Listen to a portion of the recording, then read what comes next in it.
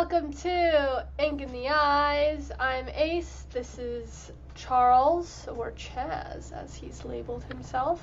And today, I've been informed we will be talking about the 80s, but I have been repressed from seeing any notes. Because we're not talking about the 80s. That's what you told me twice. I know. I lied lied. to me? I told a Why fib would to you you. do that? Are we talking about Warhammer? Because, dear listeners, you are sick. Not the listeners, but Ace is sick. And I have had a folder on my computer that says, click in case of Ace's sickness. Is that really what it's named? I do have it. It is not named in case Ace is sick. It is named. It says, I was there the day Horus slew the Emperor. We're doing the Horus Heresy. I remember you saying this when we first started the podcast. That this is going to be a Horus Heresy. When you're sick, I'm going to just talk about the Horus Heresy. You did lead me astray that. Yeah. Well, at first, I was going to do the Rocketeer, and I will be doing that soon. And then I thought, my God, she's so sick. She's not going to have any input, and I do need an American's input over the 80s obsession of the 50s. So. But I wore my 80s shirt. But it does have the space on it, and we're going to be talking relentlessly about space. Sure. So, what do you remember about the Horus Heresy? I read the first book. It was about a space marine. Was his name Loken? And it was about him. It was about some journalists or scribes. Yeah. And they followed Horus on their big battleship. And they were going out to fight what they thought was evil. So, yes, exactly right. There's a lot of people who come into the bookstore with, not a lot, but a noticeable amount of people who come into the bookstore with Warhammer shirts on.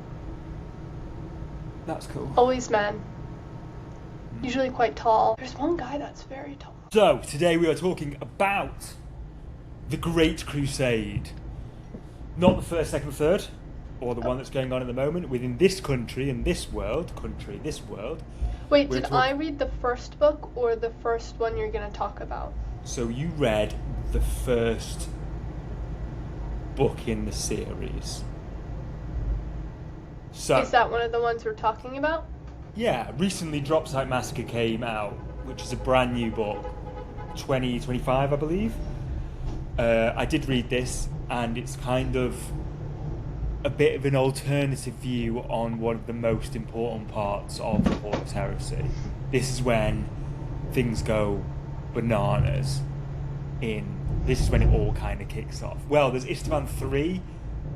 I don't know what that is. Istvan 4, well, we're going to get there. Istvan 5 is the one where it all goes mad. Ooh, nice warm lighting. Thank you. So to start off, what we're talking about here, the Primarchs. Why this is such a good story is that you're taking demigods, sons of a possibly an actual god, the Emperor. Who is the Emperor? Well, at this point... Does he have powers? Interestingly, he does have powers, but interestingly, he's not a god, and nor does he want to be seen as a god. So there's a short story called The Last Church, which is an amazing short story where basically the Emperor has a conversation with the last priest, which is the last priest on Earth, and he's like, why are you religious? This is ridiculous. Get rid of it. So Earth is in this series? Terra, it's called. Oh, okay. So it's called Terra, and he is... I think you should give a log line of Warhammer for anyone who's never heard of it. Well, I want this to be quite a nice, low intro, so that's a good shout. So their logline is, in the future, there is only war. Try a bunch of different factions battle each other in space and on planets. Pretty good. And they all have different characteristics and powers. Yes. Some of them go crazy and feast on the flesh of men. Some of them Well remembered. go to alternate dimensions. Yeah. So the chaos ones, basically the chaos gods. So It's Chaos versus the Emperor. kinda, and then And they've got chaos sub is factions like the addictive. Xenos factions as well. But we're going to get into whether the Emperor knew or not, or whether this was all part of the Emperor's plan. My So God. the Primarchs, the sons Horus Lupercal. He's a Rogel Primarch. What? He is the Primarch. He becomes the War Master. He's Lunar Wolves, sons of Horus. Rogel Dawn, Gilliman, Lionel Johnson, Ferrus Manus, Fulgrim, Angron, Mortarion, Magnus the Red, Logar, Vulcan, Chorus Corvax. We're going to get into this way more, so I'm just giving you an overview. I was gonna say I'm not gonna remember any of them. None of them. I thought there was 6. Horus is the only one you have to remember in the beginning. Horus is pretty much the only one you need to remember at the beginning. Logar too. He comes in the second and third book, but mainly under Urbus. Urbus is his high priest. So each one, as Ace has said, alludes to, is has a different quality. So how it begins, I was there the day the Horus slew the Emperor, is everybody who read this collection had been collecting and playing Warhammer for a long time. So they knew that the Horus and the Emperor, spoiler, Horus and the Emperor were going to go for, we're going to have a big battle.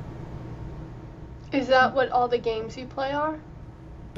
No, they're the aftermath of this. So the Horus Heresy sets up 40k. So basically, for So the it's next like 10,000 when- years, there's just fucking war because of this moment.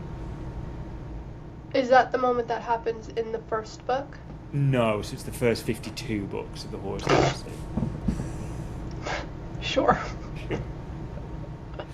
How did they plan all Because 52 they're out? amazing. There's some amazing writers in this. There's some really good sci-fi writers. Now, did they plan all 52 out, or did someone just write the first couple and then someone else was So they'd "Oh, already just go get made with novels about 40k, and then they went back in time and did the Horus Heresy. So it had Okay. always been alluded to, but they kind of had a story and then worked backwards. it?" That could be quite fun writing exercise to Yeah, so go some of them backwards. kind of don't really make sense with with each other, because the warp kind of gets involved and people are on different sides of the galaxy, and time is working differently. So sometimes you're oh wait, this should have happened before this when this has happened, but that comes later on. At the start, it is just a very clear cut. First 3 books are incredible. It's like Arcane. The TV show is what happens before League of Legends. Pretty sure it's League of Legends. Exactly that, because Horus Heresy is now a game within its own right. I've never played it, but people do, and I think it's quite good.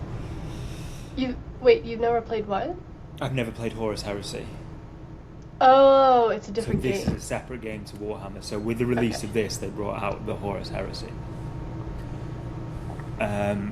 I like Xenos stuff, like Tyranids and Orcs, and they're not in the Horus Heresy, so to me... Those are other factions. So basically it's just Space Marines versus Space Marines. So apparently it's quite a good game, because You're all very even. things are a bit more level, yeah, exactly. And there's, you can, there's Is really it- cool tech and dreadnoughts. The same, because there's a bunch of factions that are all Space Marines. So is it just the different Space Marine factions, or is Exactly. it you're all No, just the different Space Marines factions, but pre-chaos. So now a lot of them are affected by chaos. But the chaos is what makes things fun. Yes. Exactly that. Is chaos what turned them to cannibalism? No. So the ones you're thinking about are Blood Angels, and the Blood Angels already had a genetic problem, where he was vampiric, basically, and they lose themselves. It's called. So they have the Red Thirst, where when they're fighting they lose themselves and start fighting, and then after the Horus Heresy, there's another genetic problem where they have something called the black. I'm reading a book about cannibalism. Oh yeah? It's fiction, it's not non-fiction. But in it, they're like, people start, once you have human flesh, you start to crave it. And that really disturbs me. Maybe that's why I'm sick. My body is rejecting this novel I'm reading. Yeah, what's the novel called? The Last Supper. It was a gross huge... name. No, The Secret Dinner. Oh my god, I don't know why I said The Last Supper. The Secret Dinner. And it was huge in Brazil. It's by a Brazilian writer. And it's going to be released. It's an advanced copy. But it's going to be released here as a translation in a couple months. Yeah. But I was looking into... Oh, do you actually, like, can you get addicted to eating human meat? Because they use some weird, like, folklore examples. It's well written, very disturbing. But it said that you can eat human meat, like, and it's just like eating any other omnivore, unless you eat the brain. And there was, like, a tribe of people in Papua New Guinea that would eat their dead relatives because they said that's better than them getting, like, eaten by maggots. Because, you know, you're in, like, the body of someone you love. But when you start eating human brains, you get what's called, they were calling it the laughing death. And basically your body just starts to shut down and you go through tremors and, like, start laughing uncontrollably and can't, like, control your emotions until you just, like, lose all of your mobility. Oh my god. Yeah. So They're not eating brains in my book. Oh. They're not? No. Just eating the meat. Yeah. I can't imagine we'd Yeah. taste very nice, because we kind of have the same diet as a seagull. Like, we just eat trash. They call it seagull meat. Oh my god, Wait, really? Did you hear that riddle? No. I can tell it to you if you want. This has nothing to do about Warhammer, though. Right. Do you want me to tell you? Yeah. You're gonna guess it right away because I've already told you the spoiler. But basically, it's a horrible riddle. But this man is walking down the street and sees on, like, a restaurant seagull meat, and he had it years ago, so he stops and has the seagull meat, finishes his dinner, goes home and kills himself. And then the game is you can ask any yes or no question you want to figure out why he killed himself. And I got it off the bat without thinking about it. You haven't given an answer. Well, no, I said it's human, and he'd eaten it before. Yeah, He so realised he'd eaten it before. The twist is, yes. Yeah. So he had been on an island in a plane crash, and his wife had died in that plane crash.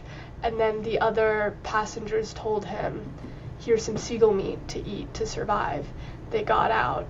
He had the seagull meat, realized what he had had before wasn't actually seagull meat. Yeah. That's how the book starts. Mmm. And I feel like that kind of gross feeling you get from that riddle is really what the book makes you feel like. Yeah. The, like, And conflict between and reasoning is so clever, but it is just this. Ugh. Yeah, it can't be good for you. Like, even Reading aside that? from that, because do you Eating remember it. when we had? You won't remember because you're too young. But when, for some reason, even though it does happen in the US as well. Cannibalism? No, wait. Well, kind of. In Britain we had mad cow disease. Do you remember that? Mad cow. Yeah. Well, So I know of it. That was from, like, basically feeding. Part of the feed Cows, was other cows. other cows. And Well, I think they kind of went into it. It's, again, the proteins in the brain that really proteins mess in the you brain, up. but they can go through, like, the spinal cord and parts of the. Like, it wasn't just in the brain. Apparently, it wasn't just in the brain, because they thought that as well. and they thought here that you could eat sheep's brain and be fine because that doesn't have it, and it turns out you can't. It can kind of be in that as well. But I only know that it causes extreme rage, and it makes your brain like Emmental. Emmental? You know Emmental? The cheese. So it's a cheese with like holes in it. It's a lot more descriptive. Oh, I hate that. What that cheese was. But yeah, it's just massive. I'm sure that was very clever. There's Oh massive holes my in the god. brain. Yeah, and there's I a hate bunch of that. before. So funny story, I can't give blood because I was born between the years, so I can't have it. Well, it's very unlikely that I would have it because like it got banned and cleaned up before I was eating beef, but because I was born within that time. Oh. My brother, for example, can't give blood in Spain. They won't. So you could just one day I think have I it would in have your had it by blood and now die. if I had it. Because it can be dormant for years, but I think only like 10 years, and so I would have had it by now. I think I read 5 to 20 years, and in some rare cases 50. What? So the article I was reading earlier was it 5 to 20 years, but in some cases 50. Because this one island, they were studying them in the 50s, and I think the last case of it was in 2019. Oh, well then possibly. Hopefully not. That would be a pretty gnarly way to die. Surely if people were dying that way, you'd hear about it more. Anyway. Yeah. I think it's not really a thing anymore, touch wood. That's good. Alright, well you can tell me about the special powers of the other Warhammer factions. So, Sanguinius is the one. They have the Red Thirst up until the end of the Horus Heresy. And then they have the Black Rage. So, would you like the spoiler? What the Black Rage is? Sure. So, the very end of the Horus Heresy, this is a spoiler to no one because everybody knows how it ends. But the very end, Sanguinius, well, not very end, but like Sanguinius stands up to Horus and fights him. Is Sanguinius another Primarch? Sanguinius is the vampire one. Okay. He stands up to Horus, fights him, and loses. But they retain his genetic code, make blood angels out of that, continue to make blood angels out of it. So the blood angels live his death. So if they go too far on the Red Thirst and lose themselves, they then pitch themselves against Horus and just go mental, basically. It's like a PTSD, but like a genetic PTSD. So when you're playing the game, is that a power-up? So they have something called the Death Company. If you're playing Blood Angels, you have something called the Death Company, which is people who've suffered from the Black Rage, which is because it's 40k and it's bonkers, mental, grimdark.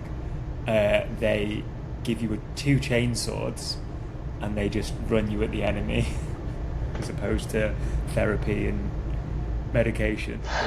They just like, wow. Yeah, you're fucked, off you go.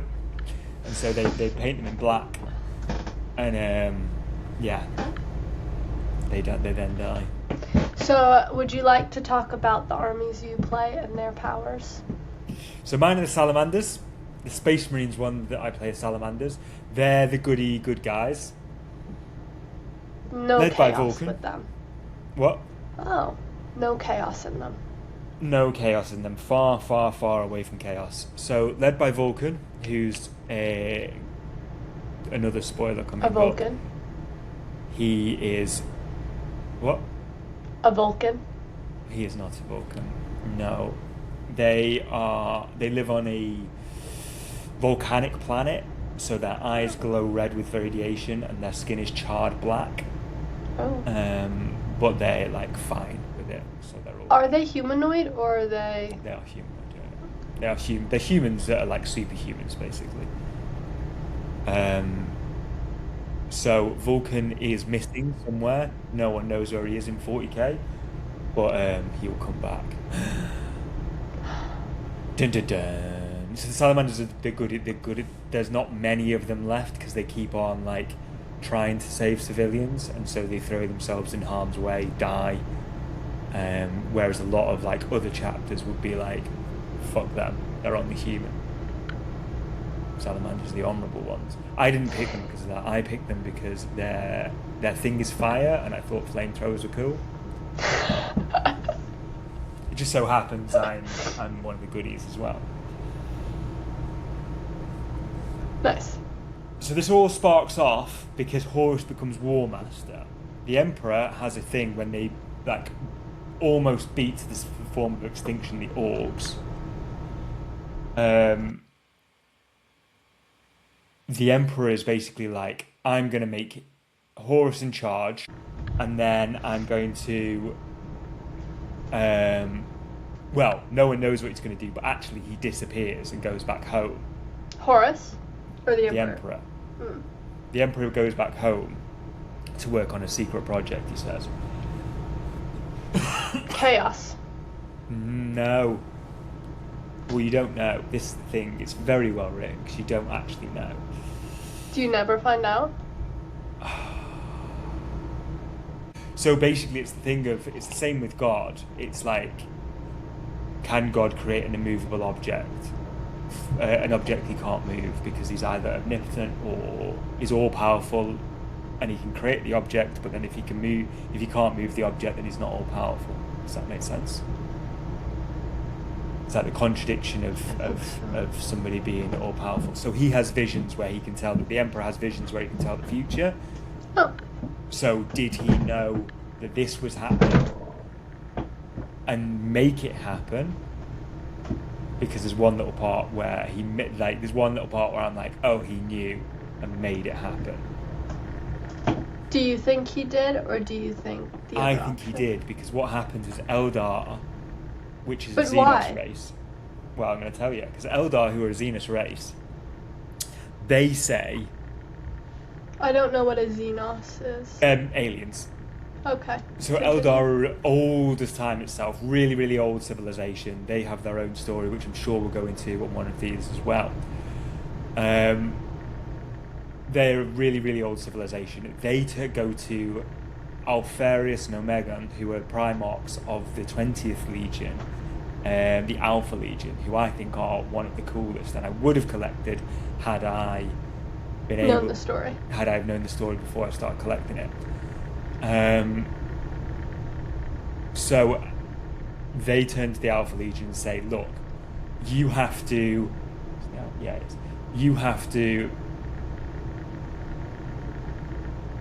let Horus win, because if you join Horus and they win, then the human race will just wipe itself out.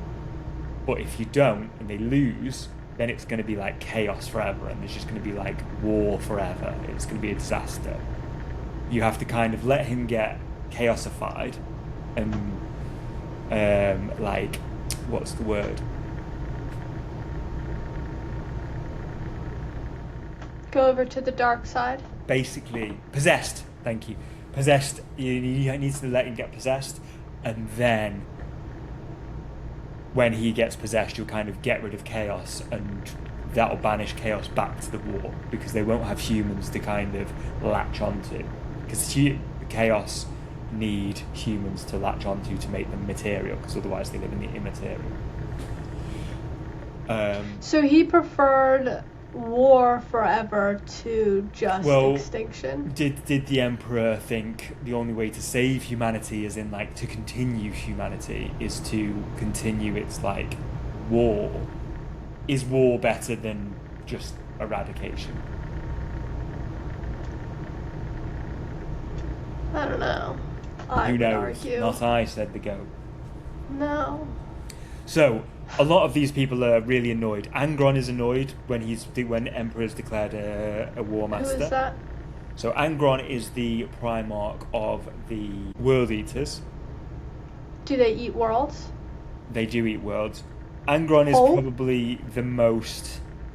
Annoying? No. Powerful? He's extremely powerful, but he's not the most powerful. No, he's fully mental. What do the World Eaters do? So the World Eaters, in 30k, they're just hard motherfuckers. In 40k, they're possessed by Khorne, and Khorne is the god of blood for the blood god, skulls for the skull throne, blood for the blood god. He just wants, like, he's aggression. Everyone dead. So each chaos, there's 4 chaos gods. Tzeentch, which is more like arrogance and knowledge and like the curiosity killed the cat. Slanesh, which is all like your sex and drugs and rock and roll, your kind of excess. Nurgle, which is like death, decay, zombies, you would kind of refer to them as. And Khorne. And Khorne is like aggression. So Angron starts out as quite a compassionate guy, apparently. Very, very early on. So the Warhounds, they're called, then they become the World Eaters. Is it because they just kill everyone on the world, or can they swallow the planet basically whole? they're like mega aggressive motherfucker. Like, so basically he was very empathetic, but he lived on a world. So how this starts is the Emperor is creating his sons, and then they disappear into the ether, and the Emperor's then challenged to go and find his sons. Why? Because are there gods of good? What? Are there good gods? No. Okay. No. This is the good thing about Warhammer 40. Warhammer is there are no goodies in the world. Sure. Like, it's not like Lord of the Rings where it's like, this guy's great and he's amazing and this guy's bad because he's a baddie. As much as I love Lord of the Rings, like a Harry Potter thing, like there's just evil for evil's sake, and then there's good for good's sake. There's no like reason for like, there's no reason why Harry Potter wants to be, or Dumbledore's a goodie. Like, whereas these guys are just like, it's just war, it's total chaos, it's humanity at its worst, basically. And so usually what happens is when the Primarch has gone off to their own world and zipped away to the warp. I'm not telling you why that happens, but why? Because it's a part of the book, and I think you'll discuss it another time. When they're zipped away into the warp, most of them become the leaders of their world, or like high stakes in their world. Whereas Angron doesn't. Angron becomes basically a gladiatorial fighter. Oh. And so he becomes a slave. And because he's a Primarch, like a demigod, he's really good at it, as you can imagine. But what happens is a slave master, when he's young, puts these things called the butcher's nails in his brain. And so he drives these nails into his brain, which basically make rage and anger a pleasurable experience, but make all other times painful. So he's in extreme pain unless he's like feeling rage. So he then becomes a gladiatorial fighter. This is an insane thing. Whoever came up with that idea is a person on this planet. It was insane. It's quite mad. But yeah, he's a bit of a tragic hero, basically. Because you're very much... Too much aggression. There's too much aggression. This is why it's for boys. It's not for boys. It's not for boys. It's for everyone. That's what I'm going to get you into it. We're slowly going to become a Warhammer podcast, everybody. This is where I'm going. We're going to do Age of Sigmar as well soon, because I think I will get you into Age of Sigmar. It's the tree people that you like. I do like the tree people. There you go. You're going to love it. Are they enraged? Who knows? We'll find out later. If the answer is yes, I like them less. Yeah, you'll find out later. Ugh. I'll give you a small spoiler. They're not big fans of people who fuck nature up.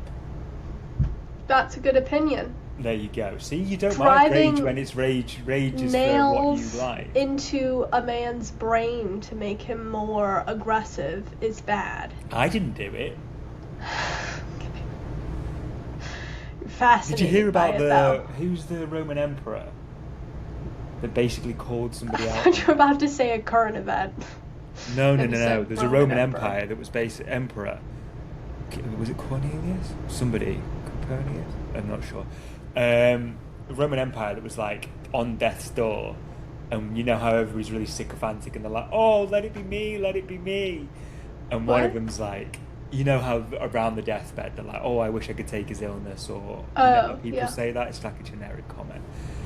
Sure. One of his like entourage says, "Oh, if the emperor lives, I'll throw myself into the gladiatorial ring. I'll become a gladiator." Bear in mind, this is just a thespian politician. And the emperor hears it and goes and survives. Basically, like survives his problem. Hears it and goes, "Go on then, off you go." And so he goes through. The emperor like goes through with it. Puts his one of his people in the gladiator ring. Bear in mind, this is a politician against an actual fight. This would be like putting Keir Starmer against the Navy SEAL. And he just, President Trump against a Navy SEAL, and he gets fucking obliterated like within seconds. So there's pretty gnarly people out there. So Angron basically becomes a gladiatorial fighter. He meets his legion.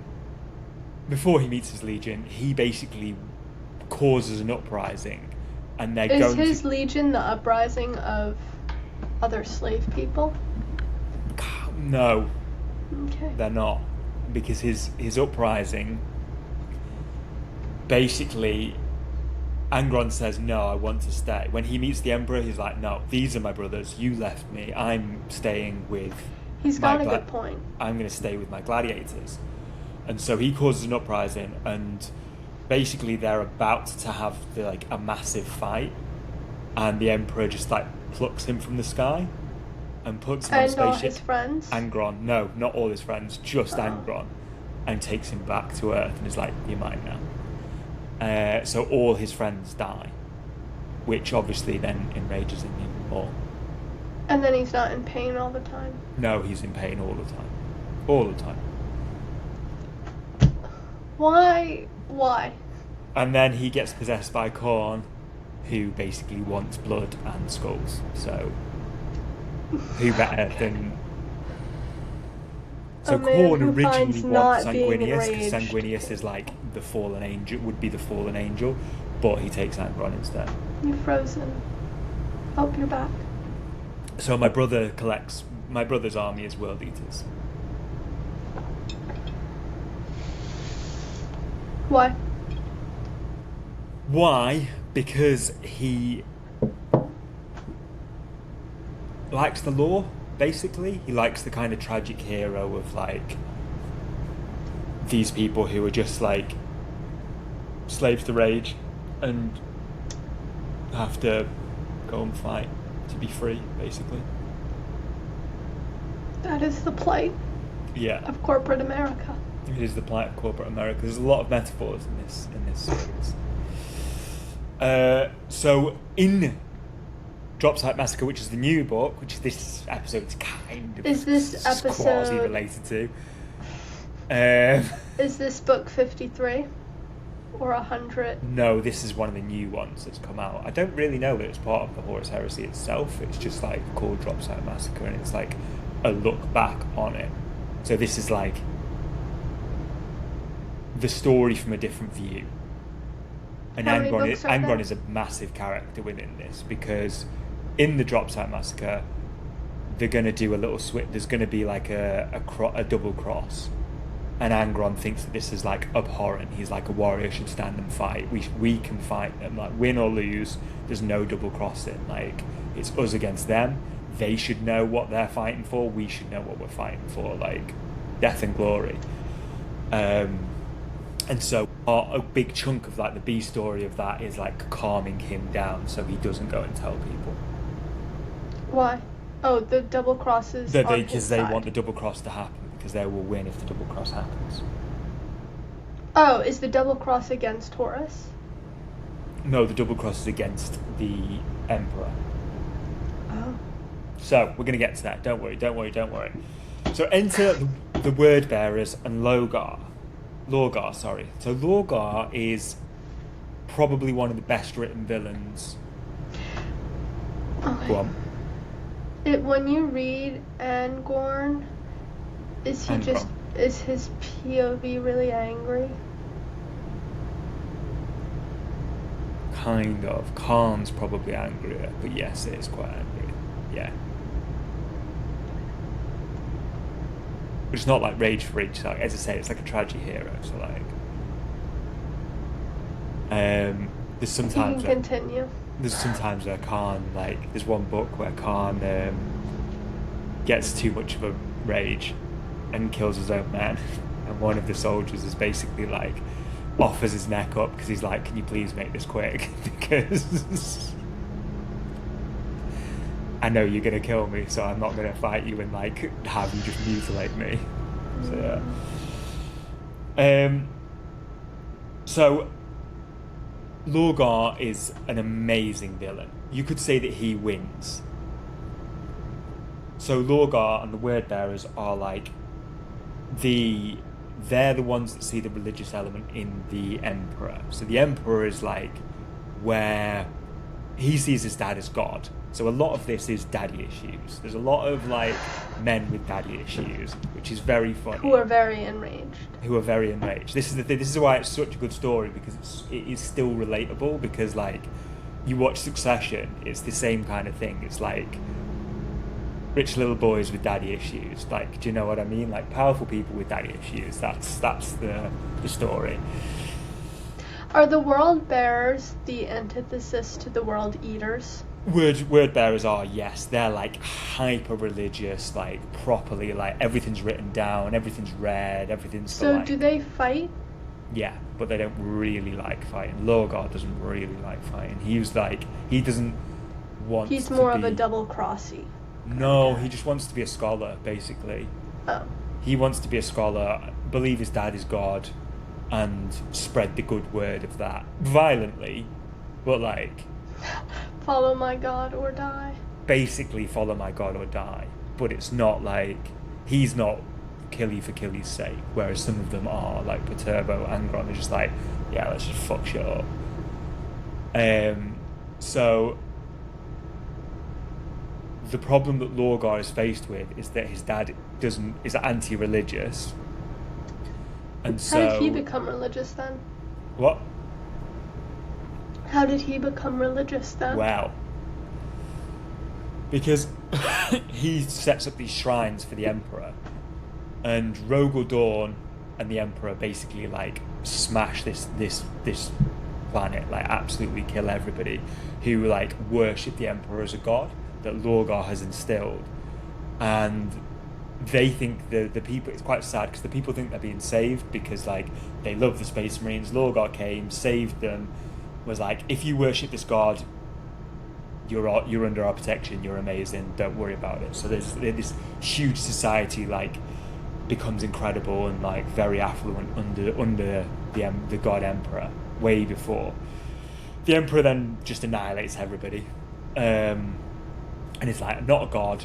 Lorgar's like, tell these people you are a god that you think you are. So when he gets banished and like stripped of his like really like knuckled down, Lorgar goes like, right, well if you're not God, I'm gonna go and find the real God then. Goes off on a massive search. Finds chaos. And finds all chaos, gods basically. are evil. And finds this chaos, yeah. franchise is rather anti-religion. Yeah. It kind of is.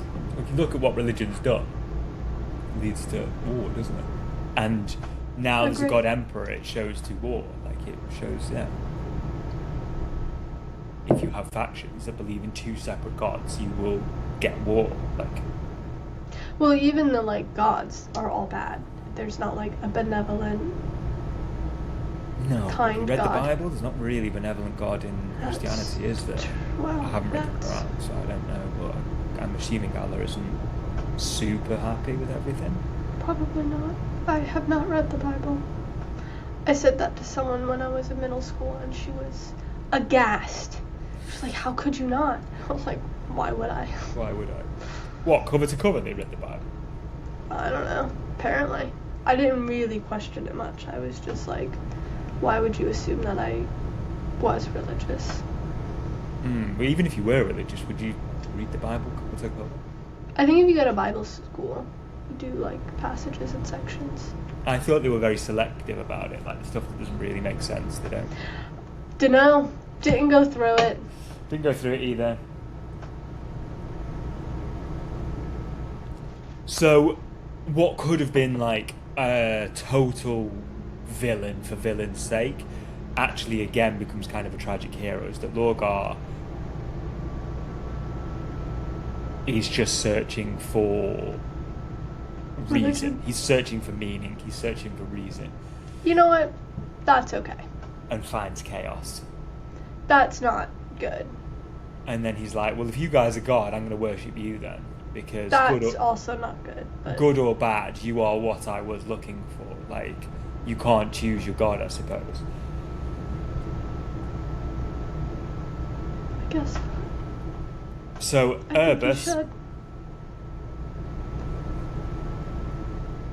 Urbus goes and basically gets a chaos-tainted instrument and gets Horus shanked with it. Oh, yes. That Do you happened remember at the end of the first book. Exactly. So then he becomes, like, Horusy. He becomes evil. Chaosy. Yeah. But chaos undivided. He isn't one of the gods. He's kind of, all the gods kind of work to put aside their differences and go, right, this is our one. So then he's in charge of the lunar wolves. Do they all also fall to chaos, or do they say, hey, this guy's gone a bit mad, let's leave? Hey, there Half you are. and half? So, would you like to skip along to Istvan 3, or should we save that for the next episode? 'Cause I don't feel know like what this that is going to be, this is going to be a two-parter. So I'm setting the scene, and then we'll get to exactly what you've just said, because we are on for 47 minutes. So Horus is basically like pissed off with the Emperor, because he's like, well, you've set us out to war. We were warring side by side. Now you just fucked off. Why aren't I Emperor? Is this because chaos has taken over his mind? He has a lot of people whisper in his ear as well. Urbus kind of whispers in his ear, and then the chaos situation. Divan, on the moon of Divan, there's somebody who he should have just beaten, like, very easily, and goes fighting. And because he has this chaotic weapon, he gets shanked with it, which would normally be fine. And is that, or that basically nearly doesn't survive it. Anyway, he does survive it. So, why is it only war in the future? Because there's so many chaotic people just coming and invading all the planets that everyone has to become war savvy. In the future? Yeah. So, basically, yes. Like, a lot of it's divided between, like, chaos. At this point, a lot of them go between Horus and the Emperor. So there's a big war that happens intergalactically there. What happens afterwards is that, like, as man kind of falls... So basically, men are winning. Like, mankind is basically winning. Women losing. Women losing. No, there are women in this. There's called the Adeptus Sororitas, and they are... There was one woman in the first book. Fucking mental. And he walked in while she was derobed, and just, they had a conversation. Yeah. With a naked woman. They're not sexual beings. They take out the sexuality kind of part. Yeah, but she was still just naked in this conversation. And I went, I'm not... I thought he was naked in that conversation. No. She was sleeping with someone, and then he walked in to talk to her about something, and she sent the man out. I don't remember who he was. He was a side character. And then he just, like, had a conversation with her while she was lounging on the bed. And then he left. And it wasn't like, she wasn't really sexualized, but it was, you know... That's not sexualized. That's all right, isn't it? What else can you can have a conversation with? If You can also have a conversation with someone while you're in a cafeteria. This is like a work environment. Why didn't he like wait 10 minutes? You know what I mean? This is a work environment. Where's HR? The fact that the writer was like, okay, we need to have a conversation with a woman. There's like only a few that happen in the book. Let's do it while she's naked in her bed. Instead of like, okay, this is you know. You need some excitement in the book, other than rage. Other than rage, they do rage very well. It wasn't terrible. Like, I read a lot of books that I was gonna say, to be fair, are awful. That one's not actually. This isn't awful on that respect, like. And she was like a quite intelligent character too. Yeah. She Yeah. was The women are an very object. intelligent. It was just a little bit like. Yeah. Wow. You know. That's the. Have you heard of Dungeon Crawler by Matt Dinniman? What's it called? Dungeon Crawler. No. It's kind of video gamey. Like, this guy is similar to probably Ready Player One, but. And I'm curious, and it's super popular. I want to say he's on like book 8, and it still has a table like at the front of the store. And generally, when you're writing a series, less and less people buy each book. Yeah, you get moved back. Yeah. But I've heard from a few places that he writes women like caricatures. Oh, really? And I'm like, on one hand, I like sci-fi, and this is very popular. On the other hand, I'm a little bit over it. Yeah. And like, I was teasing you with the Warhammer one, but like I said, that one actually wasn't really that bad. And I talked to a few people. Anytime I see a woman holding the book, I'm like, what do you think of him? And all of them are like, yeah, I could see that. There's never been someone who's contradicted me. But they usually say it's still fun, or they're like, yeah, I had to stop reading. The thing is, there's a really good quote from Alan Moore where he's like, don't read good books to be better at writing. Read good books because you enjoy reading, but you will get better at writing by reading shit books, because you'll be like, I don't want to do that. That's how he fucked it up. I'm going to do that. So it might be worth reading him and being like, well, I read a few paragraphs. What makes this girl a caricature? I can imagine what it is. I imagine she doesn't know how beautiful she is, or along those lines. No, it's even worse. Oh, really? She got massive norks? Oh, yeah. And he spends a while describing that. Because were you and I having the conversation with this about Stephen King? No. So there's one thing where Stephen King gets a lot of shit because he's always talking about women's breasts. And then I was thinking that, but a lot of the time he talks from a teenage boy's view. Yeah. And a teenage boy's view is like tits. Like like you can't underestimate the stupidity of a teenage boy. Like, yeah. There is a single track mind, and that is it. So I don't know whether I'm letting off the author or like. I don't think this is a teenage boy. No, I just know that one from Stephen King, because I know that like, people have like started saying like, in hindsight, is it a good writer for like something like that? And I was like, well, if you're writing about boys, that is quite a good voice, to be honest, of being like. That's fair. Yeah. And I don't want to get into the habit of being like, well, I'm not gonna read anything that even doesn't have a woman in it. You know what I mean? Yeah. I know. I did think it's worth to like point out. Yeah. But like, yeah. There's a range. It is an interesting one, isn't it? What makes a book popular? Like, I do think this one is fun, and the writing sounds quite good. I have not the Dungeon Crawler, but he came out with one called Operation Bounce House. I haven't read it yet, but I have. Got it. Yeah, I got a free advanced reader copy, and I was kind of curious. I gave it to someone else to read, but. And actually, I think my dad goes to like a board game club, and they were saying the audiobooks of Dungeon Crawler were amazing. But yeah, like, it's really fun because it is, based on like video game kind of levels and stuff, and so you can do a lot of really playful things, and the voice actors kind of go fully for it. Yeah, I do love a good audiobook where it's voice acted. I would recommend, I've said this before, but I do think the studio one, the graphic audio, Sarah J. Maas ones are very good. I have You a didn't like them, did friend. you? They were fine. I like listening on 2 times speed, and you can't do that with graphic audio. But Oh, you can. my I did that fraternity, on a drive.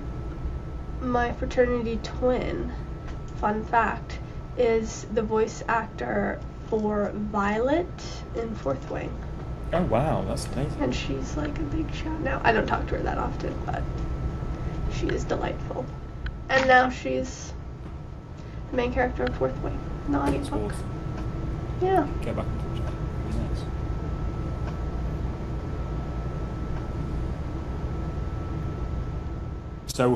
So Magnus is probably one of my favourite characters. Because he's a goodie. He's a bit of a Nero character. He kind of fiddles. Nero, as in the Roman Emperor? The Roman Emperor. But he's And not the Matrix. not the Matrix. Although kind of. No, Neo, not Nero. Neo. It's Okay. the one, an anagram of the one. Oh, I apologize. But Matrix fact for you. We should do an episode of the Matrix if you like. That'd be Well, fun. you'd lead it, so if you'd like.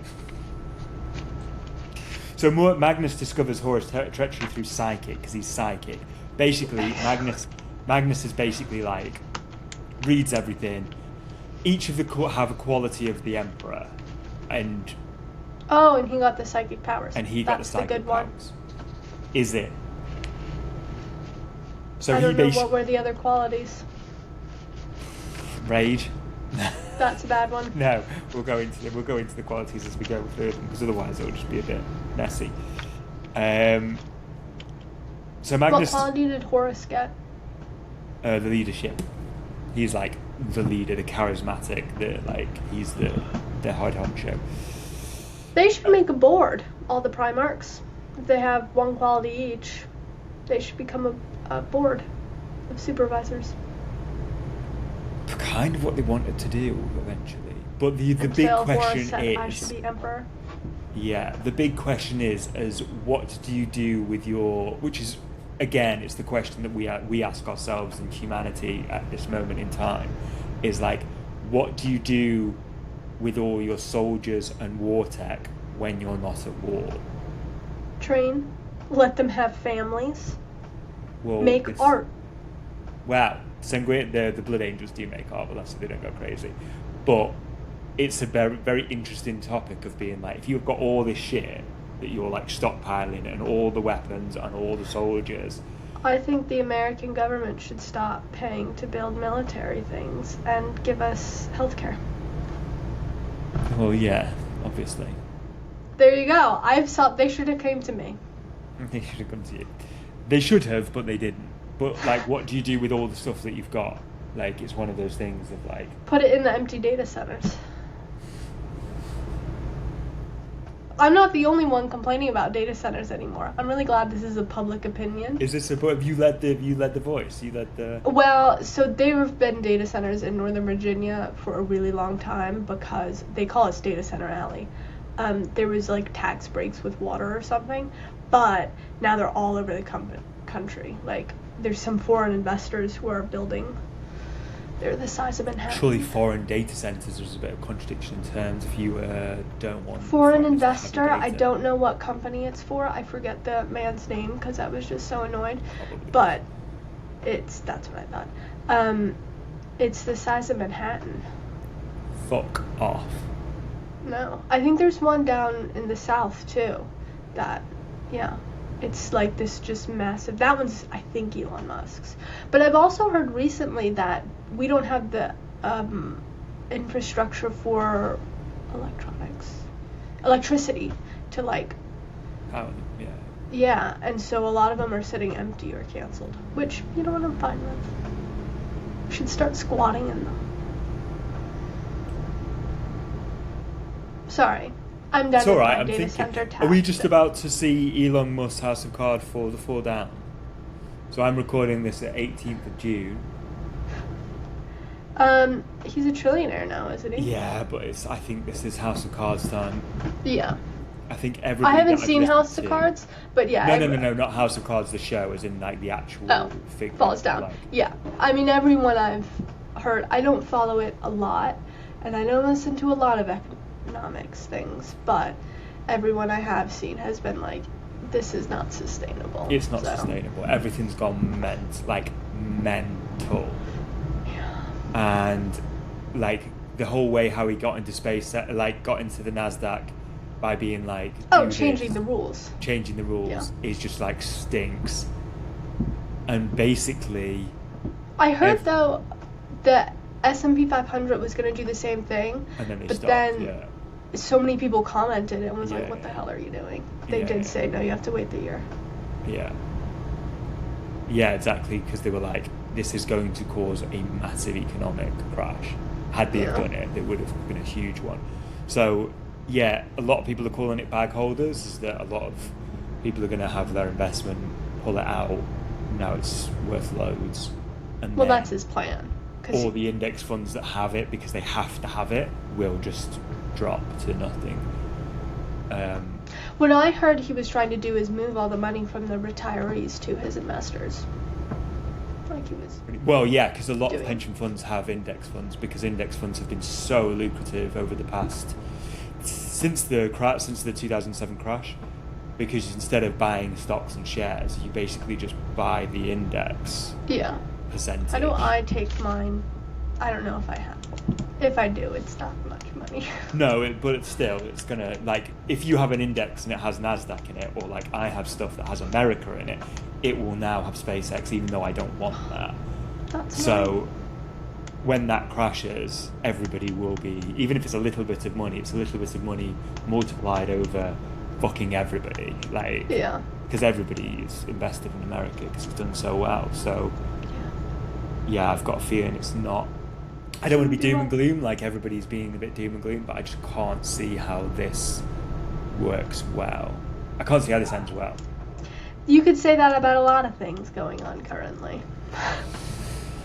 True, but a lot. This is the chaos. This is, we're all going to be at war and chaos for. Yeah, part of me now thinks, and this is totally like fucking gravity bomb, like style, you know, weed smoking. Yes, I know what a gravity bong is. Yeah, right. You just, you know, you're very, but like, I think Musk will go out with a bang. There's no doubt in my mind that if there is any form of a kill switch, he will use it, because he wants to be a bit of a legend. I think not for good or bad, but he wants a legacy, and you're not going to get a legacy by owning Twitter.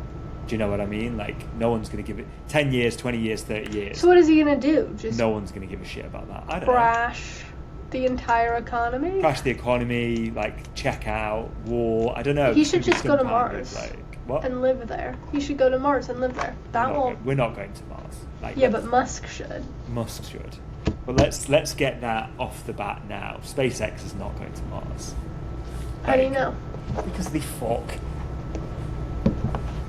Is it any fuck? They haven't done anything like. The man who goes to Mars and like populates Mars is not going to be a man that spends 24 hours a day on Twitter. Like, old Musk, maybe, before he had his clear brain meltdown, but he seems to have had like. I think he's always been a little bit awful. Oh, he's been awful, but like he was awful, but like single-minded awful. Whereas now he's like just gone off the fucking charts of like tweeting all the time and just like random shit. I've got a feeling the person needs to do some work. Although he does have a big staff, so like it might be under his net. It might be like a Henry Ford situation where like his staff are very good, and yeah.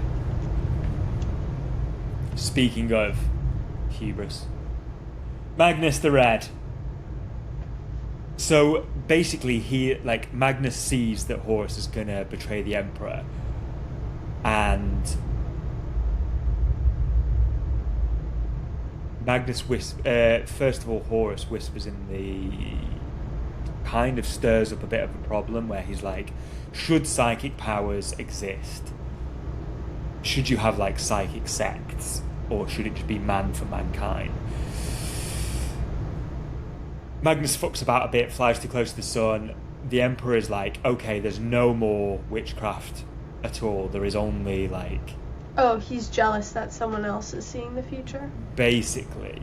It's not necessarily seeing the future, it's kind of seeing... It's more psychic. Because there's another guy that has visions. So... he tries to warn the Emperor after this... After the Emperor How long said, have you been working on this document? no psychic. Can you tell because I'm all over the show or not? It's 10 pages long. Right. So Very thorough. we haven't even got to the Istivans yet. I'm just setting the scene for you. This is episode. This is going to be our first two-parter. Okay.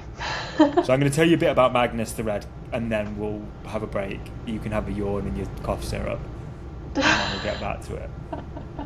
Okay. So the Emperor says no more. Magnus goes to warn the Emperor and is like, Horus is going to betray you. But he does it psychically.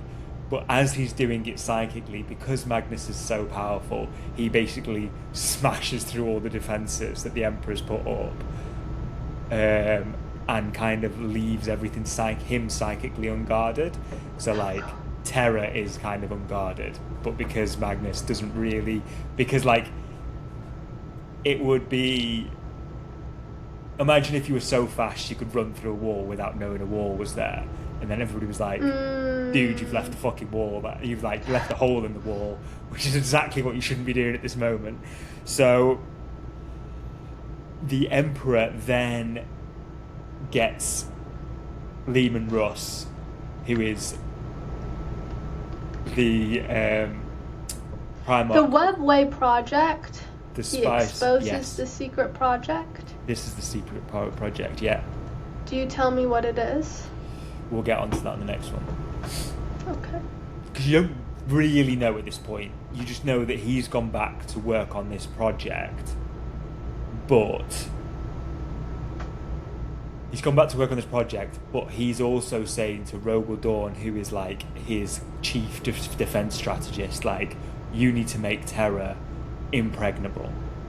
And so there's a lot of things about why the Emperor knew that Horus was coming, because he got basically like, the Emperor had got his best defensive strategist to be like, I need to make sure no one can get through this. It's a bit like, well, why? If you're so powerful and all your sons are doing all the work, why have you just run back to Earth and just made a castle for yourself? So the Emperor then orders Lehman Russ to go and sort out Magnus the Red. And we're going to leave it there for today. Oh. Thank you for listening. Like, You're welcome. subscribe. Thank you for you Please for listening. subscribe. Please subscribe, because we're going to do more on this. For more Warhammer. And if more Warhammer. you didn't want more Warhammer, we'll do other things eventually too. Eventually. Or maybe we'll be a Warhammer podcast. I think we should be a Warhammer podcast. Goodbye. Bye. Oh.